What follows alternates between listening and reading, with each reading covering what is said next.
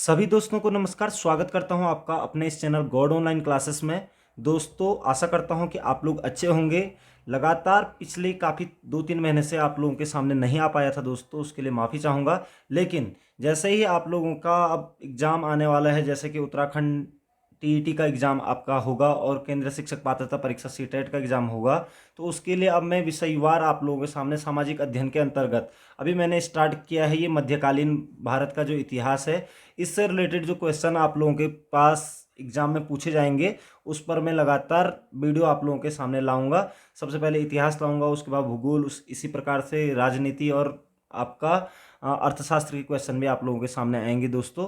तो मध्यकालीन इतिहास की अगर हम बात करें दोस्तों, तो यहाँ से काफ़ी क्वेश्चन बन जाते हैं। 5 से 6 क्वेश्चन आपके लगभग प्रत्येक एग्जाम में पूछे जाते हैं, चाहे वो सी टेट हो, चाहे यू टेट हो, या फिर आप किसी भी अन्य परीक्षाओं की तैयारी कर रहे हैं दोस्तों। तो आज की इस वीडियो में आगे बढ़ने से पहले एक छोटा सा अनुरोध रहेगा दोस्तों कि अगर आपने अभी तक चैनल को सब्सक्राइब नहीं किया है तो चैनल को जरूर सब्सक्राइब कर लीजिएगा। तो बढ़ते हैं आज के पहले क्वेश्चन की ओर। पहला क्वेश्चन, जैसे कि मध्यकालीन इतिहास के अंतर्गत हम देख पा रहे हैं दोस्तों, यहाँ पर क्वेश्चन है कि गजनी का वह प्रथम शासक कौन था जो खलीफाओं से सुल्तान की उपाधि धारण कर सुल्तान कहलाने वाला प्रथम शासक बना। तो खलीफाओं से सुल्तान की उपाधि धारण करने वाला, सुल्तान कहलाने वाला प्रथम शासक कौन था? गजनी का शासक। तो यहाँ पर ऑप्शन है सुबुक्तगीन, महमूद गजनवी, मोहम्मद गौरी या अल्पतगीन। तो याद रखेंगे दोस्तों, गजनी का वो शासक था जिसने सुल्तान की उपाधि खलीफाओं से प्राप्त की थी, तो वो था आपका महमूद गजनवी दोस्तों। बहुत बार पूछा जाता है, इंपॉर्टेंट क्वेश्चन है दोस्तों, अपने माइंड में रख लेंगे दोस्तों। ठीक है, नेक्स्ट क्वेश्चन पे बढ़ेंगे। महमूद गजनवी के सभी आक्रमणों 1000 ईस्वी से 1027 ईस्वी के बीच में सर्वाधिक महत्वपूर्ण आक्रमण कौन सा था? तो जो महमूद गजनवी ने लगभग 17 बार आक्रमण किए भारत में, उनमें से सबसे ज़्यादा महत्वपूर्ण आक्रमण कौन सा था दोस्तों? तो यहाँ पर है ऑप्शन मुल्तान भटिंडा पर आक्रमण जो 1004 में किया था, नारायणपुर पर आक्रमण जो 1002 में किया था, सोमनाथ मंदिर पर आक्रमण जो 1025 में किया था लगभग 26 तक, और कालिंजर पर आक्रमण 1019 से 23 के बीच में हुआ था।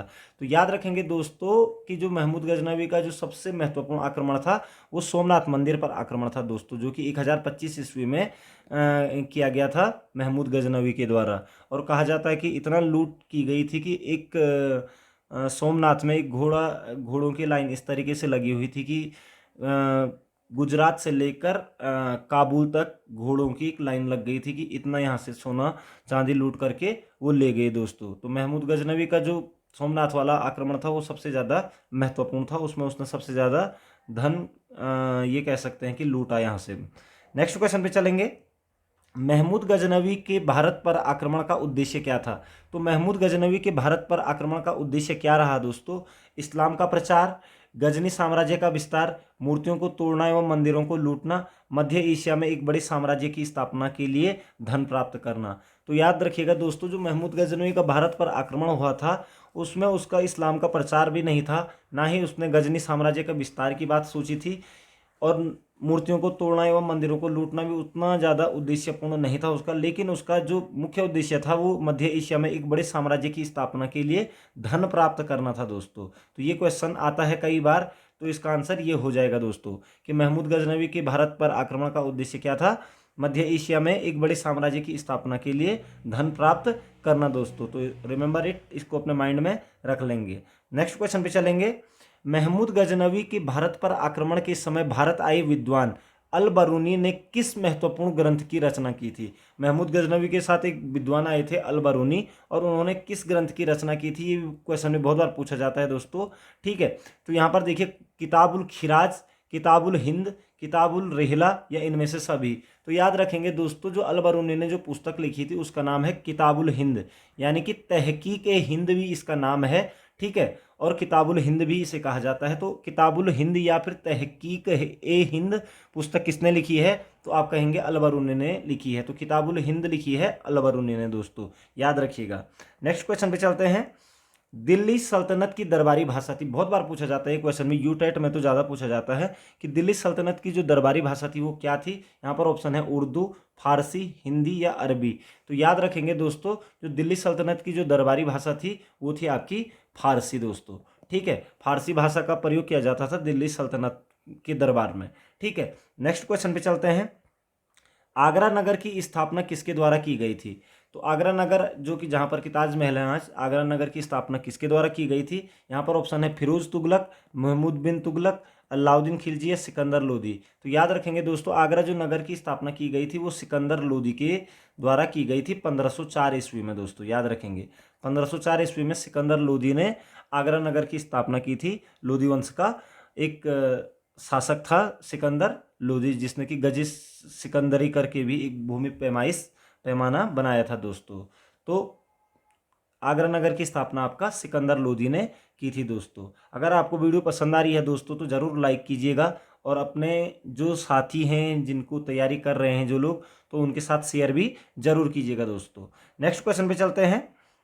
निम्नलिखित में से वह दिल्ली का सुल्तान कौन था जिसकी मृत्यु चौगान पोलो खेलते हुई थी? बहुत कॉमन क्वेश्चन है दोस्तों, और आता है ये क्वेश्चन भी कि चौगान या फिर पोलो खेलते हुए किसकी मृत्यु हो गई थी? तो यहाँ पर ऑप्शन है कुतुबुद्दीन ऐबक, अलाउद्दीन खिलजी, फिरोज शाह तुगलक या गयासुद्दीन तुगलक। तो याद रखेंगे दोस्तों, जो गुलाम वंश का संस्थापक था कुतुबुद्दीन ऐबक, ठीक है, इसी की मृत्यु हुई थी चौगान खेलते हुए। याद रखेंगे चौगान या फिर पोलो खेलते हुए इसकी मृत्यु हो गई थी। ठीक है दोस्तों, तो याद रखेंगे कि कुतुबुद्दीन ऐबक की मृत्यु कैसे हुई थी? तो चौगान या फिर पोलो खेलते हुए हुई थी दोस्तों। नेक्स्ट क्वेश्चन पे चलेंगे। कुव्वत उल इस्लाम मस्जिद का निर्माण किसके द्वारा किया गया था? तो कुव्वत उल इस्लाम मस्जिद जो है दोस्तों दिल्ली में है, ठीक है।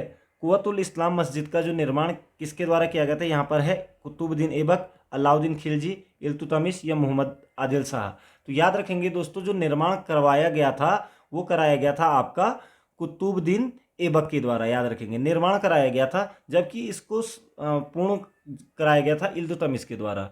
ठीक है, तो कई बार पूछ लिया जाता है कि निर्माण कार्य पूर्ण किसने कराया था, कुव्वतुल इस्लाम और कुतुब मीनार का? तो दोनों ही इल्तुतमिश ने पूर्ण कराए थे, लेकिन निर्माण कार्य स्टार्ट किसने कराया था? तो कुतुबुद्दीन ऐबक आपका आंसर हो जाएगा दोस्तों। नेक्स्ट क्वेश्चन पे चलते हैं। तराइन की पहली लड़ाई 1191 ईस्वी में निम्नलिखित में से किसके बीच हुई थी? तो तराइन की पहली लड़ाई बहुत इंपॉर्टेंट क्वेश्चन है। अलाउद्दीन खिलजी और पृथ्वीराज चौहान, मोहम्मद गौरी और पृथ्वीराज चौहान, मोहम्मद गजनवी और पृथ्वीराज चौहान या मोहम्मद शाह और पृथ्वीराज चौहान। तो याद रखेंगे दोस्तों, तराइन की जो पहली लड़ाई थी 1191 में हुई थी। ये क्वेश्चन में कई बार पूछ लिया जाता है कि तराइन की प्रथम लड़ाई कब हुई थी? तो 1191 ईस्वी में हुई थी, और ये हुई थी आपका महमूद गौरी और पृथ्वीराज चौहान के बीच दोस्तों। ठीक है, अगर आप लोगों ने तैयारी की है दोस्तों तो ये वीडियो आप लोगों को एक रिवीजन के लिए भी बहुत अच्छा मार्ग प्रशस्त करेगी, क्योंकि आप लोगों ने कितना पढ़ रखा है, तो क्वेश्चनों के आधार पर आप अपनी तैयारी इस तरीके से भी कर सकते हैं। तो तराइन की पहली लड़ाई 1191 ईस्वी में हुई थी, और दोस्तों और दूसरी जो लड़ाई थी 1192 ईस्वी में हुई थी। तराइन की जो प्रथम लड़ाई थी उसमें पृथ्वीराज चौहान ने मोहम्मद गौरी को हरा दिया था, जबकि जो द्वितीय युद्ध हुआ था तराइन का 1192 ईस्वी में, उसमें महमूद गौरी ने पृथ्वीराज चौहान को पराजित कर दिया था दोस्तों। तो इस तरीके से याद रखेंगे कि पहले युद्ध में पृथ्वीराज चौहान की विजय हुई थी, और दूसरे युद्ध में पृथ्वीराज चौहान हार गए थे। ठीक है, नेक्स्ट क्वेश्चन पे चलते हैं। निम्नलिखित में से किस खिलजी शासक ने दिल्ली के राज सिंहासन पर बैठने के लिए अपने ससुर की हत्या कर दी थी? तो कौन सा खिलजी शासक ऐसा था जिसने दिल्ली के राज सिंहासन पर बैठने के लिए अपने ससुर की हत्या कर दी थी? तो कौन थे वो? यहाँ पर ऑप्शन है कुतुबुद्दीन ऐबक ने, जलालुद्दीन खिलजी ने, गयासुद्दीन बलबन ने या अलाउद्दीन खिलजी ने। तो याद रखेंगे दोस्तों, खिलजी वंश का जो शासक अलाउद्दीन खिलजी था, इसने अपने ससुर की हत्या कर दी थी दिल्ली के राज सिंहासन पर बैठने के लिए, और लगभग 1296 ईस्वी में ये गद्दी पर बैठा था दोस्तों। ठीक है, तो याद रखेंगे कि अपने ससुर और उनके चाचा भी थे वो, तो अलाउद्दीन खिलजी ने अपने ससुर या चाचा की हत्या कर दी थी दिल्ली के राज सिंहासन पर बैठने के लिए दोस्तों। नेक्स्ट क्वेश्चन पे चलते हैं। रजिया सुल्तान किसकी बेटी थी? तो ये क्वेश्चन में बहुत बार पूछा जाता है। 1236 से लेकर दोस्तों 1236 से 1240 ईस्वी तक रजिया सुल्तान का राज रहा दिल्ली सल्तनत में।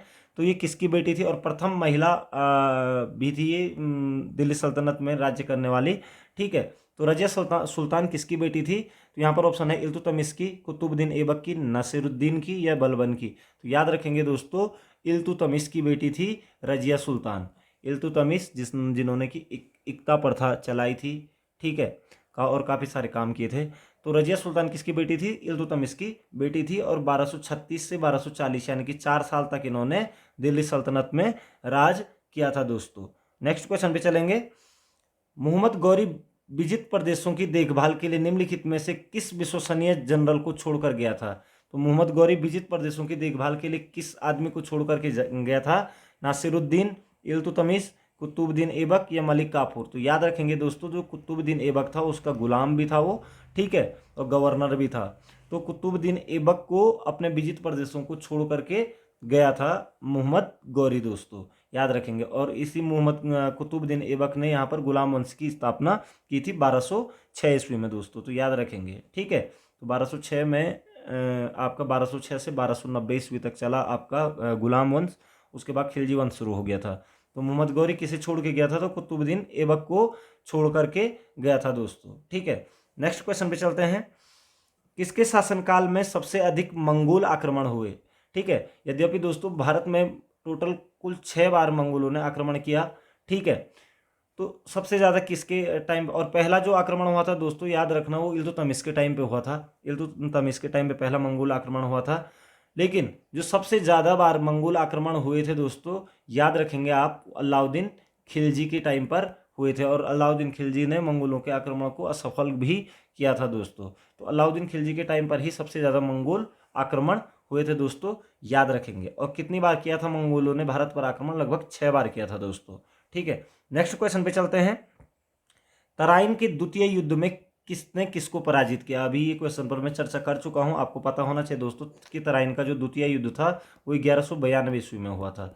प्रथम युद्ध 1191 में, द्वितीय युद्ध 1192 में हुआ था। और इस युद्ध में आपका महमूद गौरी ने पृथ्वीराज चौहान को क्या किया था? पराजित किया था। तो यहाँ पर ऑप्शन बी दिख रहा है कि महमूद गजनवी ने पृथ्वीराज चौहान को पराजित किया था दोस्तों, ठीक है। और प्रथम युद्ध में पृथ्वीराज ने मोहम्मद गौरी को पराजित किया था, ठीक है दोस्तों, तो ये याद रखेंगे।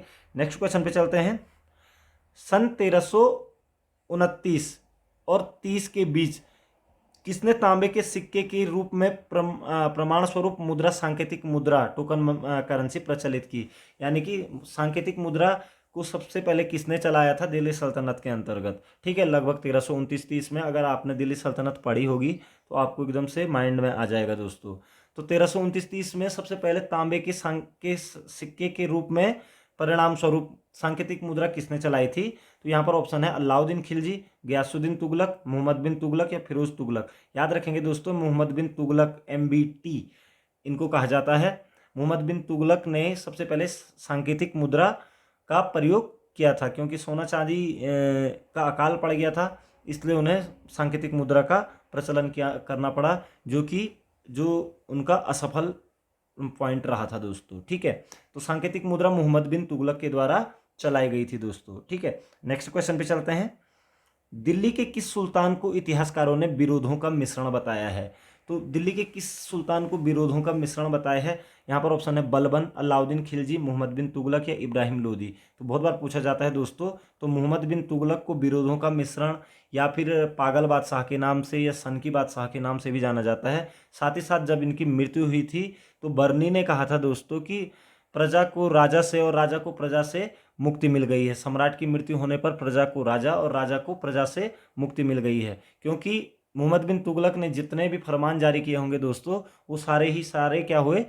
असफल रहे, इसलिए उनको विरोधों का मिश्रण कहा जाता है। क्योंकि उन्होंने अपने जैसे दिल्ली से दौलताबाद राजधानी चेंज करना, सांकेतिक मुद्रा का प्रयोग करना, और ये कह सकते हैं कि दोआब वाले क्षेत्र में उस समय कर वृद्धि करना जब अकाल पड़ गया था, तो इसलिए विरोधों का मिश्रण कहा जाता है मोहम्मद बिन तुगलक को। अगर आप इसकी कहानी पढ़ोगे तो आपको बहुत ज़्यादा इंटरेस्ट आएगा।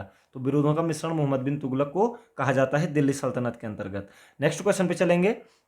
लोधी वंश का अंतिम शासक कौन था? तो लोधी वंश का अंतिम शासक कौन था? यहाँ पर ऑप्शन है बहलोल लोधी, इब्राहिम लोधी, दौलत खान लोधी या सिकंदर लोधी। तो याद रखेंगे दोस्तों, इब्राहिम लोधी जो कि लोधी वंश का अंतिम शासक था, ठीक है, जो कि इसके बाद लोधी वंश जब खत्म होता है तो मुगल भारत में आ जाते हैं, ठीक है। तो जो बाबर होता है, बाबर इब्राहिम लोधी को पानीपत के युद्ध में 1526 ईस्वी में जो होता है उस युद्ध में पराजित करते हैं और यहाँ पर मुगल वंश की स्थापना हो जाती है। तो हम कह सकते हैं कि लोधी वंश का जो अंतिम शासक था वो था इब्राहिम लोधी दोस्तों, याद रखेंगे, ठीक है।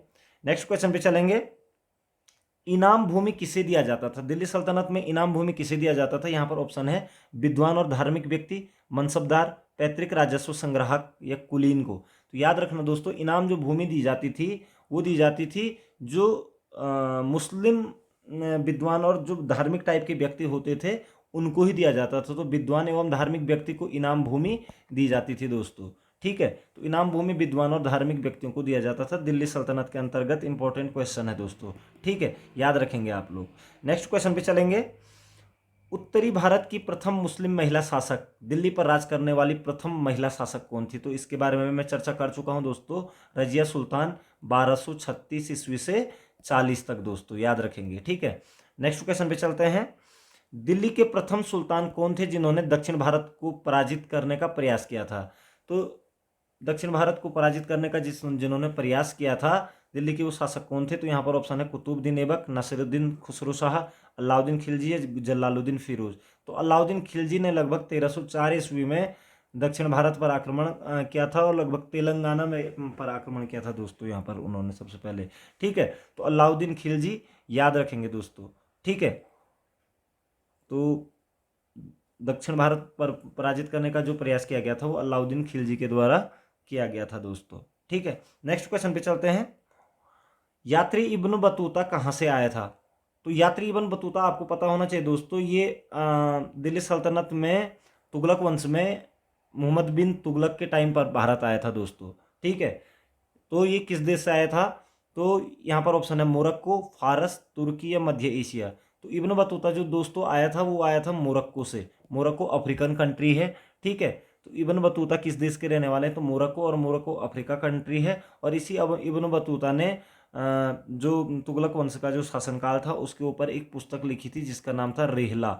रेहला पुस्तक, और यहाँ की डाक व्यवस्था का वर्णन किया है उन्होंने अपनी रेहला पुस्तक में दोस्तों, कई बार पूछ लिया जाता है। तो इब्न बतूता मोरक्को का निवासी था दोस्तों। नेक्स्ट क्वेश्चन पे चलते हैं।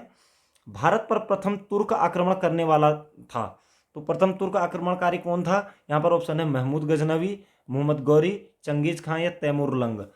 ठीक है दोस्तों, वैसे भारत पर सबसे पहले जो तुर्क आक्रमण किया था वो सुबुक्तगीन ने किया था दोस्तों। अब यहाँ पर ऑप्शन मिल नहीं रहा है तो इसलिए आपका आंसर हो जाएगा, भारत पर प्रथम तुर्क आक्रमण करने वाला था महमूद गजनवी, याद रखेंगे दोस्तों।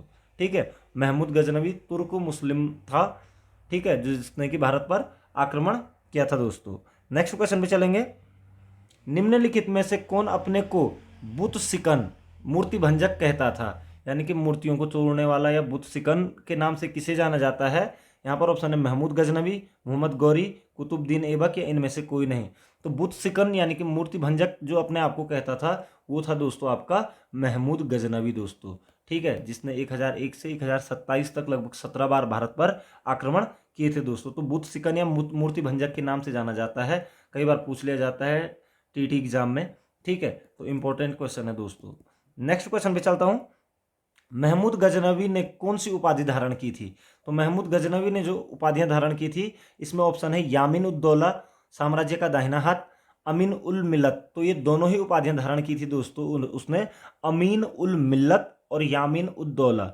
यानी कि अमीन उल मिल्लत का मतलब होता है मुसलमानों का संरक्षक, और साम्राज्य का दाहिना हाथ यामीन उद दौला। तो इसका आंसर हो जाएगा ए और बी दोनों दोस्तों, महमूद गजनवी की उपाधियां हैं। मूर्ति भंजक भी उसे कहा जाता था। ठीक है, नेक्स्ट बुत सिकन के नाम से भी जाना जाता था दोस्तों। ठीक है, नेक्स्ट क्वेश्चन पे चलेंगे। हिंदू शाही राज्य की राजधानी थी, तो हिंदू शाही जो राज्य था उसकी राजधानी कहाँ थी? यहाँ पर ऑप्शन है उद्भांडपुर, ओहिंद या वहिंद के नाम से भी जानी जाती थी। तो यही इसकी राजधानी थी दोस्तों। हिंदू शाही राज्य की राजधानी वहिंद या ओहिंद के नाम से भी जाना जाता है, या उद्भांडपुर के नाम से भी इसे जाना जाता है दोस्तों। वर्तमान पाकिस्तान में है। ठीक है, अफगानिस्तान की सीमा पर।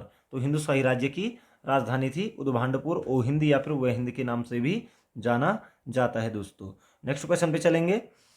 महमूद गजनवी का भारत में अंतिम आक्रमण किसके विरुद्ध हुआ? तो महमूद गजनवी जब भारत से जा रहा था दोस्तों 1027 ईस्वी में, ठीक है, तो उसका जो अंतिम युद्ध हुआ था वो जाटों के साथ हुआ था उसका अंतिम युद्ध। ठीक है, तो महमूद गजनवी ने भारत पर अंतिम आक्रमण जो हुआ था वो जाटों के विरुद्ध हुआ था दोस्तों। तो ये क्वेश्चन भी बहुत बार पूछ लिया जाता है। तो महमूद गजनवी से रिलेटेड काफ़ी क्वेश्चन आप लोगों के सामने आ गए हैं दोस्तों। आई होप इससे बाहर कहीं क्वेश्चन पूछे भी नहीं जाते हैं। नेक्स्ट क्वेश्चन पे चलते हैं।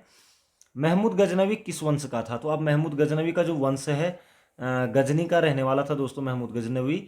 और इसका जो वंश था यहाँ पर ऑप्शन है यामिनी वंश, गुलाम वंश, खिलजी वंश और तुगलक वंश। तो देखिए दोस्तों, अगर ये चीज़ों की बात करें तो ये एकदम से हट गई, यामिनी वंश इसका हो जाएगा। महमूद गजनवी आपका किस वंश का था? यामिनी वंश का था दोस्तों। तो इसे भी अपने माइंड में रख लीजिएगा दोस्तों। ठीक है, नेक्स्ट क्वेश्चन आ रहा है कि महमूद गजनवी के आक्रमण के परिणाम स्वरूप कौन सा शहर फारसी संस्कृति का केंद्र बन गया? तो कौन सा शहर फारसी संस्कृति का केंद्र बन गया था महमूद गजनवी के आक्रमण के बाद? तो ऑप्शन है लाहौर, दिल्ली, दौलताबाद या इनमें से कोई नहीं। तो याद रखेंगे दोस्तों, महमूद गजनवी के आक्रमण के परिणाम स्वरूप जो लाहौर है दोस्तों, ठीक है, ये फारसी संस्कृति का क्या बन गया था? केंद्र बन गया था लाहौर। ठीक है, फारसी संस्कृति का केंद्र बन गया था महमूद गजनवी के आक्रमण के परिणाम स्वरूप दोस्तों, याद रखेंगे। नेक्स्ट क्वेश्चन आ रहा है कि निम्नलिखित में से किसने ढोल की तेज आवाज के साथ एक महिला का अपने पति की चिता के साथ स्वतः को जला लेने के दृश्य का भयानक चित्रण किया गया है? ठीक है, तो किसने अपने चित्रण कर रखा है अपनी किताब में कि ढोल की तेज आवाज के साथ एक महिला का अपने पति की चिता के साथ स्वतः को जलाना, यानी कि सती प्रथा को किसने दिखाया है, किसने दृश्य का चित्रण किया है, भयानक चित्रण किया है? यहाँ पर ऑप्शन है इब्न बतूता, बर्नी, बदायूनी या अमीर खुसरो। तो याद रखेंगे दोस्तों, इब्न बतूता जो कि मोरक्को का निवासी था और एमबीटी यानी कि मोहम्मद बिन तुगलक के समय पर भारत आया था, उसने ही अपनी पुस्तक रिहिला में ढोल की तेज आवाज के साथ एक महिला का अपने पति की चिता के साथ स्वतः को जला देने के दृश्य का भयानक चित्रण किया है इब्न बतूता ने दोस्तों। याद रखेंगे इस चीज़ को, इसके बारे में मैं चर्चा कर चुका हूं आप लोगों के सामने। नेक्स्ट क्वेश्चन आ रहा है कि लाख बख्श के नाम से जाना जाने वाला भारतीय शासक कौन था? ठीक है, तो लाख बख्श यानी कि लाखों का दान करने वाला। ठीक है, यहाँ पर ऑप्शन है बाबर, अकबर, कुतुबुद्दीन ऐबक या इल्तुतमिश। तो याद रखेंगे दोस्तों, जो लाख बख्श के नाम से जो जाना जाने वाला जो दिल्ली सल्तनत का शासक है उसका नाम है कुतुबुद्दीन ऐबक। इसे लाखों का दान करने वाला या फिर लाख बख्श के नाम से भी जाना जाता है दोस्तों। तो आई होप दोस्तों कि आपको ये वीडियो जो सीरीज जो क्वेश्चनों का संकलन था ये आपको बहुत पसंद आया होगा, और ऐसी मैं आशा करता हूँ कि यहाँ से आपके पास जरूर एग्जाम में क्वेश्चन पूछे जाएंगे दोस्तों। तो आपका समय शुभ हो। नेक्स्ट वीडियो में लेकर के आऊँगा अभी दिल्ली सल्तनत और मध्यकालीन भारत के ऊपर जो भी इंपॉर्टेंट क्वेश्चन है उन क्वेश्चनों को लेकर के आपके सामने आऊँगा, जो कि आप लोगों को परीक्षाओं में मील का पत्थर साबित होंगे। आप पुरानी वीडियोस को भी देख सकते हैं दोस्तों, जो मैंने यूटेट और सीटेट के लिए बनाई है, क्योंकि वो महत्वपूर्ण प्रश्नों के संकलन ही मैं आप लोगों के सामने लेकर आता हूँ। तो मिलते हैं नेक्स्ट वीडियो में। आपका समय शुभ हो, आपके उज्जवल भविष्य की कामना करता हूँ।